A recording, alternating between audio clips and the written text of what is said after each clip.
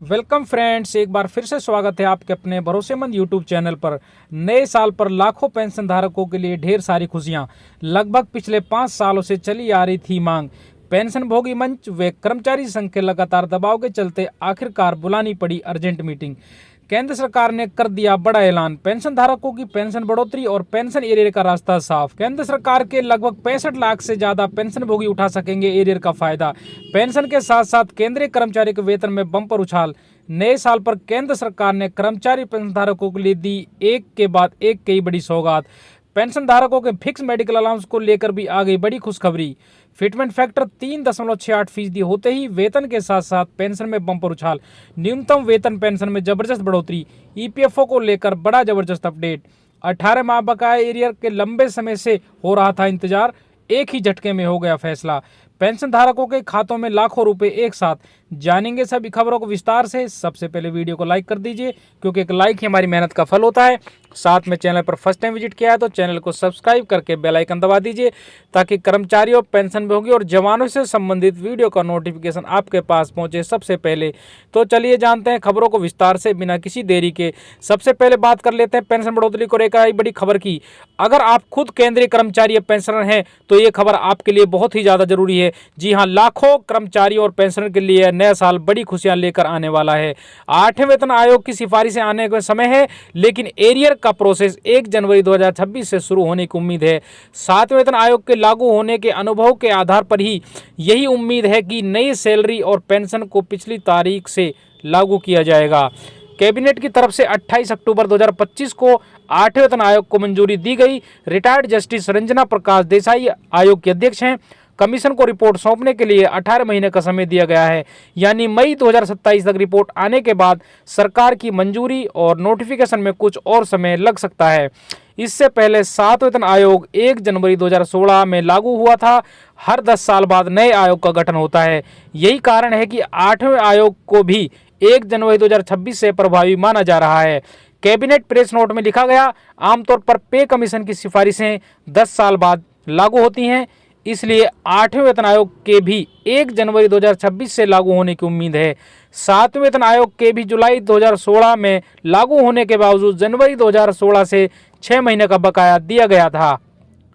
8वें वेतन आयोग की सिफारिश 2027 में आएगी और इसे 2028 की शुरुआत से लागू किया जा सकता है। ऐसे में उम्मीद है कि कर्मचारियों को 2 साल का एरियर मिल सकता है।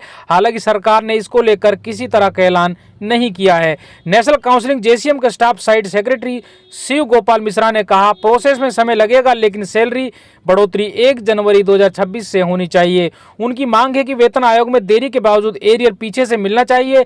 नया वेतन आयोग लागू होने का फायदा करीब 50 लाख केंद्रीय कर्मचारियों और 69 लाख से ज्यादा पेंशनरों को मिलेगा।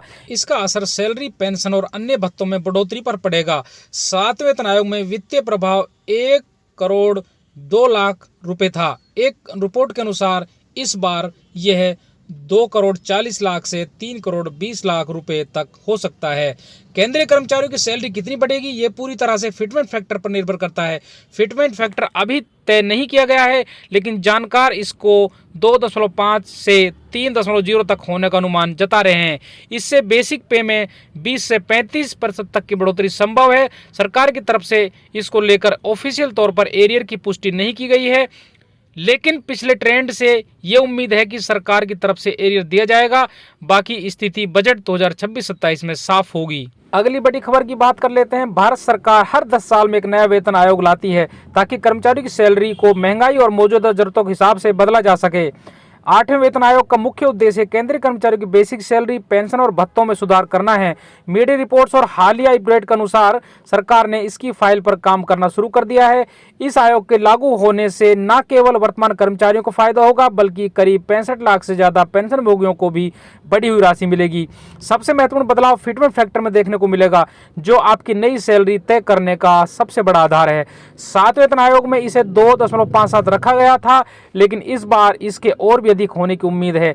अगर सरकार फिटमेंट फैक्टर को बढ़ाकर 3.0 कर देती है तो न्यूनतम वेतन में बहुत बड़ा अंतर आएगा। वर्तमान में जो न्यूनतम बेसिक सैलरी 18,000 रुपए है, ये बढ़कर काफी ज्यादा हो सकती है। इसके साथ ही डेयरनेस अलाउंस यानी महंगाई भत्ता, हाउस रेंट अलाउंस को भी नए सिरे से कैलकुलेशन किया जाएगा। जब भी नया वेतन आयोग आता है, सबसे पहले ज्यादा चर्चा इस बात की होती है कि बेसिक पे में कितनी बढ़ोतरी होगी। हाल के महीनों में सोशल मीडिया और कर्मचारी संगठनों के बीच ये चर्चा तेज हो गई है कि महंगाई भत्ता और महंगाई राहत को बेसिक सैलरी में मर्ज किया जा सकता है, लेकिन वित्त मंत्रालय ने इस पर साफ कह दिया है कि फिलहाल ऐसा कोई प्रस्ताव नहीं है। डीए और डीआर पहले की तरह हर 6 महीने में AICPI इंडेक्स के आंकड़ों के आधार पर बढ़ते रहेंगे। इस स्पष्टीकरण के बाद कई तरह की अफवाहों पर विराम लग गया है। हालांकि सैलरी और पेंशन को 1 जनवरी 2026 से प्रभावी माना जा सकता है, लेकिन वास्तविक भुगतान में समय लग सकता है। विशेषज्ञों का मानना है कि 8वें वेतन आयोग की सिफारिशें वित्त वर्ष 2028 में लागू हो सकती हैं। ऐसे में कर्मचारी और पेंशनर को एरियर मिलने की संभावना है, जो जनवरी 2026 से लागू होने की तारीख तय होगा। अनुमान है कि ये एरियर करीब 5 तिमाहियों का हो सकता है। वेतन आयोग का असर केवल कर्मचारियों तक सीमित नहीं रहता, बल्कि सरकारी खजाने पर भी बड़ा दबाव डालता है। विशेषज्ञों के अनुसार केंद्र और राज्य सरकारों पर कुल मिलाकर 4 लाख करोड़ रुपए से ज्यादा का अतिरिक्त बोझ पड़ सकता है।